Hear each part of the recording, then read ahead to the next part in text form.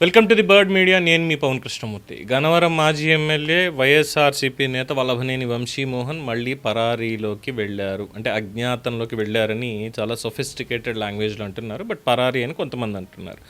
పోలీసులు వెతుకుతూనే ఉన్నారు. ఇటీవలే ఒక హత్యాయత్నం కేసు ఇటు నమోదైంది. దాని మీద YSRCP party social media accounts నుంచి కూడా కక్షపూరితంగా వల్లభనేని వంశీని ఈ విధంగా చేస్తున్నారు అంటూ గగ్గోలు పెట్టేశారు. అఫ్కోర్స్ ఎన్నికలకి ముందు ఉన్నటువంటిది, ఎన్నికల తర్వాత ముఖ్యంగా జైలుకి వెళ్ళొచ్చిన తర్వాత ఆయన హావభావాలు, ఆయన వేషధారణ వీటన్నిటిని చూసిన తర్వాత ఎలా ఉన్నారేంటి అనేది తెలిసిందే.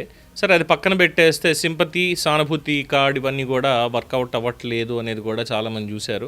ఈసారి ఈ హత్య కేసుకు సంబంధించి విచారణకి రావాలి ఇది అన్నటువంటి నేపథ్యంలో ఆయన అనుచరులైనటువంటి ఓలుపల్లి రంగా వాళ్ళని తీసుకొని అజ్ఞాతంలోకి వెళ్ళిపోయారు. ఎక్కడున్నారు అనేది ప్రజలకి తెలియదు, కానీ వాళ్ళ అనుచరులకి తెలుసు.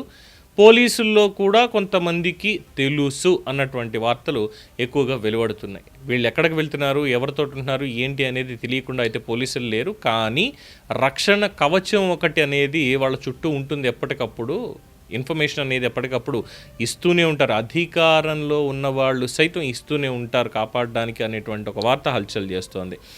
సో ఇలాగా ఎన్నోసార్లు, దాదాపుగా ఒక 2-3 సార్లు అజ్ఞాతంలోకి వెళ్ళిపోవడం, కోర్టు వారి దగ్గర బెయిల్ పిటిషన్ పెట్టుకోవడం, రిజెక్ట్ అవ్వడం, మళ్ళీ రావడం, మళ్ళీ లొంగిపోవడం, ఇదంతా అవడం దాదాపు ఒక 100 రోజుల పైచిలుకే రిమాండ్లో ఆయన ఉండడం, రిలీజ్ అవ్వడం, హెల్త్ ఇష్యూస్ తోటి వీటితోటి అయ్యింది. ఇప్పుడు మళ్ళీ కొత్తగా ఇంకొక హత్యాయత్నం కేసు నమోదవడంతో ఆయనకి సంబంధించి ఆ విచారణ ముందుకెళ్ళాలి అంటే రావాల్సిందే, అంటే అజ్ఞాతంలోకి వెళ్ళిపోయాడు, రావాల్సింది పోయి. పోలీసులు ఇప్పుడు వెతకడం వాళ్ళ పని అయిపోయింది.